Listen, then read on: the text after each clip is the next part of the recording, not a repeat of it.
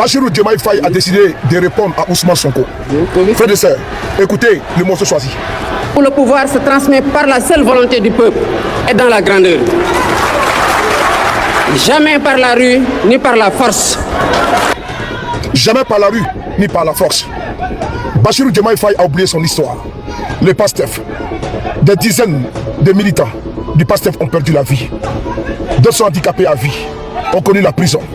Parce qu'il fallait se battre dans les rues de Dakar, des Ziguinchor, partout, pour empêcher que Macky Sall braque le pouvoir d'État. Aujourd'hui, Diomaye Faye a oublié. Les gars, le président Sonko dit, j'ai dit à Diomaye Faye, il faut sortir dans la rue et organiser un meeting sans Sonko. Si tu réussis à réunir 100 personnes, on verra. Monsieur Sonko, moi je pense que vous avez une très mauvaise communication et vous êtes trop sûr de vous. Sachez que le président Diomaye Faye est président de la République et qu'il a les moyens de sa politique. Ousmane Sonko est devenu aujourd'hui l'un des hommes politiques les plus arrogants, les plus agressifs. Un Diomaye Faye sort enfin du silence. Son discours en apparence calme porte toutes les réponses et ses intentions vis-à-vis d'Ousmane Sonko. L'opinion publique change peu à peu. Sonko risque-t-il de perdre cette guerre? Il y a des jours où les mots ne semblent être que des mots, des discours de circonstances, des hommages d'inconvenus, des formules polies que l'on prononce lors de cérémonies officielles avant de passer à autre chose. Et puis il y a des jours où chaque phrase pèse, où chaque tournure est une réponse déguisée, où chaque silence entre les mots en dit autant que les mots eux-mêmes. Ce vendredi-là au Grand Théâtre de Dakar, c'était clairement l'un de ces jours-là. Bassirou Diomaye Faye, président de la République du Sénégal, prenait la parole pour célébrer le centenaire d'Abdoulaye Wade, ancien chef d'État, fondateur du Parti démocratique sénégalais, figure tutélaire d'une génération entière de politiques africains. En apparence, rien que de très normal. Un hommage institutionnel. Un exercice de mémoire collective. Mais ceux qui ont écouté attentivement, ceux qui connaissent le contexte politique brûlant dans lequel baigne actuellement le Sénégal, ceux-là n'ont pas manqué de percevoir l'autre dimension du discours, celle qui ne s'adresse pas à Wade, celle qui s'adresse à Ousmane Sonko. Depuis plusieurs semaines, la tension entre Bassirou Diomaye Faye et son ancien allié, son ancien mentor Ousmane Sonko, a atteint des sommets que beaucoup n'imaginaient pas possibles il y a encore un an. Ces deux hommes qui ont marché ensemble, qui ont partagé les mêmes combats, les mêmes prisons, les mêmes foules en délire, se retrouvent aujourd'hui dans une confrontation ouverte, publique, douloureuse pour leurs partisans respectifs et fascinante pour le reste des observateurs. Sonko a parlé le premier, il a fait une sortie fracassante de ses interventions dont il a le secret, tranchante, frontale, sans détour, dans laquelle il a décrit l'état exact de sa relation avec Diomaye et listé avec une précision chirurgicale ce qu'il reprochait réellement à l'homme qu'il avait lui-même contribué à placer à la tête du Sénégal. Ce fut un pavé dans la mare, un séisme dans le landerneau politique. Et tout le monde attendait depuis lors la réponse de Diomaye. Allait-il répondre? Allait-il garder le silence? Allait-il esquiver? Ce vendredi, devant un parterre de dignitaires, d'ambassadeurs, de militants et d'observateurs politiques, Diomaye a répondu. Pas frontalement, pas de la même manière que Sonko, mais il avait répondu. Et c'est peut-être là que réside toute la subtilité, toute la force de ce moment politique historique. Parce que choisir de répondre à Sonko par l'éloge de Wade, c'est déjà en soi un message. C'est dire, regarde ce que je valorise, regarde ce que j'honore, regarde les vertus que je choisis de mettre en lumière aujourd'hui. Et quand on écoute ces vertus une par une, on comprend très vite que le discours de Diomaye n'est pas seulement un hymne au centenaire de Wade, c'est une feuille de route, c'est une déclaration de principe. Et dans chacun de ces principes, il y a une réponse implicite mais limpide à ce que Sonko lui a reproché. Prenons la première vertu que Diomaye a choisi d'honorer chez Wade, la patience. Il en a longuement parlé.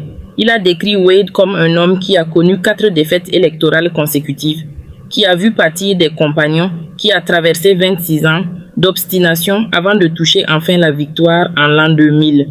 Et Diomaye a dit quelque chose de très fort à ce moment-là. Il a dit en substance que la patience n'est pas une faiblesse, que la patience est une forme haute de courage, que rien de durable ne se construit dans la précipitation, que les causes les plus justes sont presque toujours les plus patientes. Maintenant, replacez cette déclaration dans le contexte de la tension actuelle avec Sonko. Sonko reproche à Diomaye d'être trop lent dans ses réformes, de ne pas rompre assez vite avec l'ancien régime, de manquer d'audace dans ses décisions. Et Diomaye lui répond, par l'intermédiaire de Wade, que la précipitation est un vice et que la constance est une vertu. Le message est clair pour qui veut l'entendre. Je ne cours pas pour plaire à ceux qui crient le plus fort, je marche au rythme de ce que je crois juste. Il y a dans cette posture quelque chose de profondément différent du style politique de Sonko. Sonko est un homme du mouvement perpétuel de la sortie fracassante, du coup de poing sur la table. Sa force politique a toujours été cette capacité à électriser les foules, à nommer les ennemis clairement, à tracer des lignes rouges et à les défendre avec une intransigeance qui force le respect de ses partisans, même quand elle fait frémir ses adversaires. Diomaye, lui, a toujours été plus discret, plus posé, plus institutionnel dans sa manière d'être. Et c'est précisément cette différence de tempérament qui est au cœur du conflit actuel. Sonko n'a jamais vraiment accepté que Diomaye, une fois élu, cesse d'être son lieutenant pour devenir son propre homme. Et Diomaye, de son côté, n'a visiblement jamais accepté que Sonko continue à se comporter comme si la présidence de la République était une extension de son parti. Comme si le chef de l'État restait comptable devant lui de chaque décision. Cette tension, qui couvait depuis des mois sous la surface des déclarations officielles et des photos de sourires forcés, a finalement éclaté au grand jour quand Sonko a décidé de briser l'omerta. Il a parlé, il a tout dit, ou presque. Il a dit qu'il y avait des promesses non tenues. Il a dit qu'il y avait des décisions prises sans concertation. Il a dit qu'il avait l'impression que Diomaye s'éloignait des idéaux qui les avaient unis. Il a dit des choses qui font mal, des choses que l'on ne dit normalement pas entre alliés. Des choses qui sonnaient comme un acte d'accusation autant que comme un cri de douleur. Et le Sénégal a écouté, sidéré, fasciné, partagé. Parce que Sonko a encore une base immense, passionnée, jeune, mobilisée. Une base qui le suit depuis les années de l'opposition radicale, depuis les marches, depuis les arrestations, depuis les procès. Une base qui voit en lui l'homme qui a tout risqué pour les valeurs qu'il défend. Et quand Sonko parle, cette base l'écoute. Elle amplifie, elle partage, elle commente, elle réagit. Les réseaux sociaux s'enflamment, les débats reprennent. Et la pression sur Diomaye monte d'un cran. C'est la mécanique que Sonko maîtrise mieux que personne. Créer de l'événement politique, forcer le débat, mettre son interlocuteur en position d'avoir à réagir. Sauf que Diomaye n'a pas réagi comme Sonko l'attendait peut-être. Il n'a pas répondu par une conférence de presse, pas par une déclaration offensive, pas par une sortie médiatique calculée pour reprendre la main dans le cycle de l'information. Non. Il a choisi un hommage à un centenaire. Et dans cet hommage, il a glissé ses réponses avec la délicatesse d'un chirurgien et la précision d'un stratège. C'est là que réside peut-être la vraie révélation de ce vendredi au Grand Théâtre. Diomaye n'est pas seulement l'homme tranquille que certains ont trop vite pris pour un suiveur. Il a une vision, il a une méthode. Et cette méthode, ce vendredi, elle a montré ses premières dents. Écoutez comment il a parlé de Wade et de ses adversaires politiques.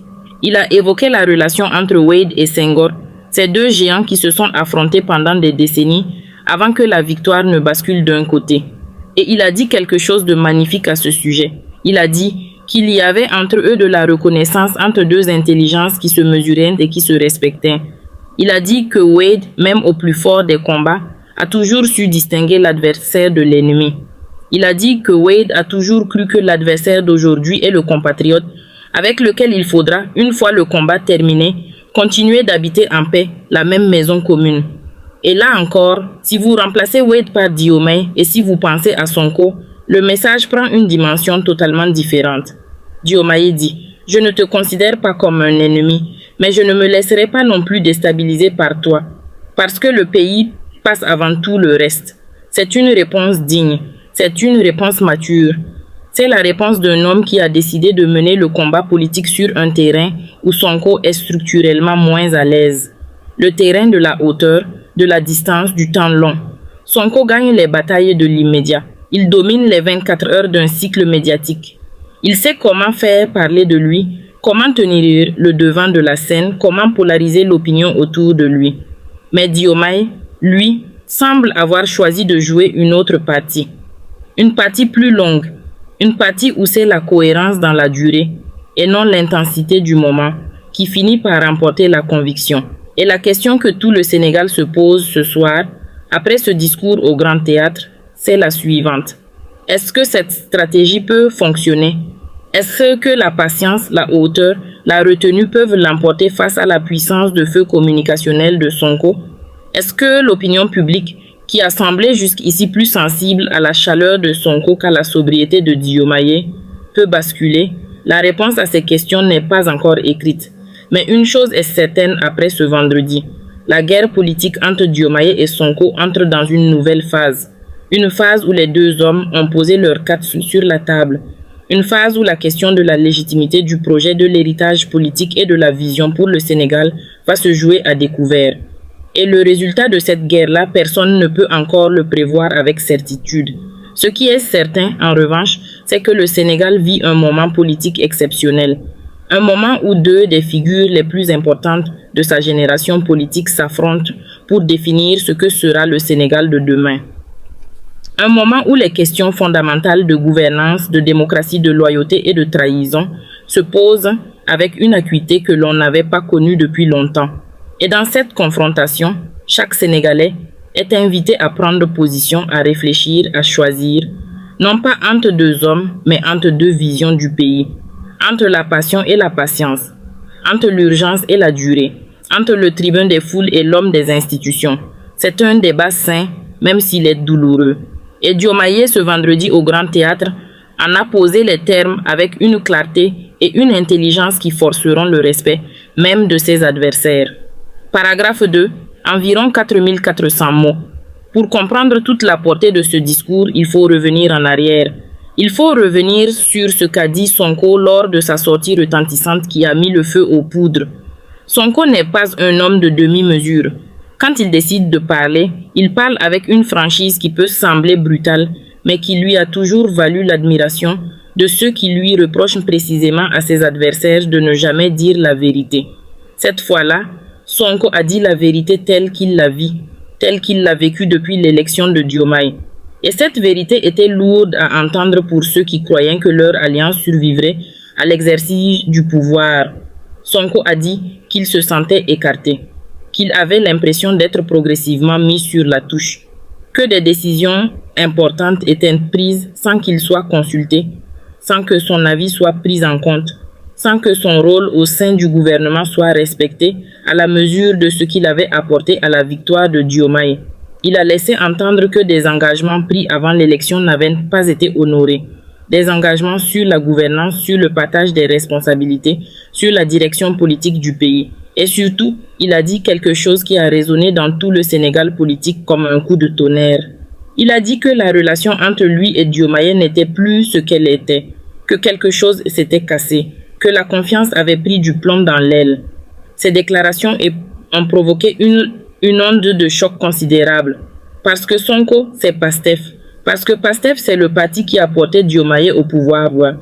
Parce que sans Sonko, sans sa capacité à mobiliser des millions de Sénégalais, sans son aura auprès de la jeunesse, sans sa détermination à résister à toutes les tentatives de l'ancien régime de le neutraliser, Diomaye ne serait pas président aujourd'hui. C'est un fait que Diomaye lui-même n'a jamais nié. Et c'est précisément parce que c'est un fait que les propos de Sonko ont un poids particulier. Ce n'est pas n'importe qui parle. C'est l'homme sans qui rien n'aurait été possible. Mais voilà, le pouvoir a cette propriété particulière de tout transformer. Il transforme les amitiés en rivalité, les alliances en tension, les solidarités en calcul. L'histoire politique est pleine de ces duos qui ont triomphé ensemble avant de se déchirer une fois au sommet. Et le Sénégal n'a pas fait exception. Ce que Sonko n'avait peut-être pas anticipé avec suffisamment de clarté, c'est que Diomaye, une fois élu, allait devoir être autre chose qu'un prolongement de sa volonté. Il allait devoir être le président de tous les Sénégalais, y compris de ceux qui n'ont jamais voté Pastef. Il allait devoir arbitrer, équilibrer, peser le pour et le contre de chaque décision en tenant compte d'une équation politique bien plus complexe que celle de l'opposition. Et cela, mécaniquement, allait créer de la distance entre les deux hommes. Cette distance, Diomaye l'a assumée. Et il l'a assumée publiquement ce vendredi au Grand Théâtre. Quand il a parlé de la primauté de la nation sur tout le reste, Quand il a cité Wade comme un homme qui a toujours mis le pays d'abord, il a dit à Sonko, sans le nommer, le Sénégal passe avant Pastef, le Sénégal passe avant toi, le Sénégal passe avant notre alliance. C'est un message fort. C'est un message qui va forcément faire réagir. Mais c'est aussi un message courageux, parce qu'il n'était pas sans risque. Car Sonko peut répondre. Sonko a les moyens de répondre. Il a une plateforme, il a des partisans, il a une légitimité politique réelle. Et si la tension entre les deux hommes continue d'escalader, si elle finit par se transformer en rupture franche, ce serait une catastrophe pour le projet politique qui a porté Diomaye au pouvoir. Ce serait une catastrophe pour le Sénégal aussi, parce qu'une rupture entre ces deux-là ne se ferait pas sans dégâts collatéraux considérables. Elle diviserait Pastef, elle diviserait la base militante. Elle pourrait ouvrir une période d'instabilité dont les adversaires de cette coalition bénéficieraient largement. C'est peut-être pourquoi le discours de Diomaye ce vendredi était d'une grande intelligence stratégique. Il a répondu à Sonko sans déclencher une escalade ouverte. Il a posé ses principes sans lancer de déclaration de guerre.